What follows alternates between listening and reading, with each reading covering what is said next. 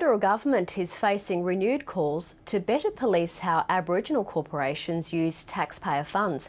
It follows the Indigenous Affairs Minister's statement today that 44 Aboriginal corporations, including Jalalakari in Tennant Creek, are still being investigated by his department for compliance issues. But so far, neither side of federal politics has offered more resources to tackle the problems. He was sacked last year after he blew the whistle on more than $200,000 in time off in lieu claims by two senior staff at Borroloola's Mabunji Indigenous Corporation. But from his caravan outside Darwin, Michael Gravener is still campaigning for a response from the Federal Minister Nigel Scullion to the watchdog Oryx's findings of financial irregularities at Mabunji. Nigel said that he was going to have a conversation with me. I've talked to his advisor, but nothing has happened. The new Mabunji CEO says the staff named by Oryx have left and the corporation is fully complying with the Indigenous Corporations Act. If more corporations reported on a regular basis to ORIC, especially on their financials, we would identify problems earlier and probably end them a lot quicker.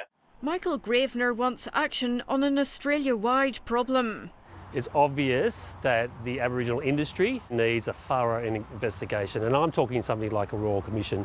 Indigenous residents across Australia are demanding better services. Last year, protesters in Tennant Creek criticised Jalalakari Aboriginal Corporation's housing maintenance and provision of community facilities.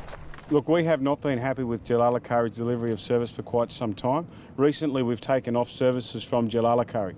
In its last financial statement, Jalalakari reported still holding $3.5 million in unspent federal and territory government money, including for training and accommodation, youth accommodation, juvenile diversion and outstations. Jalalakari's CEO provided a statement saying, "ORIC has twice investigated Jalalakari in the past 5 years and we have no outstanding compliance issues.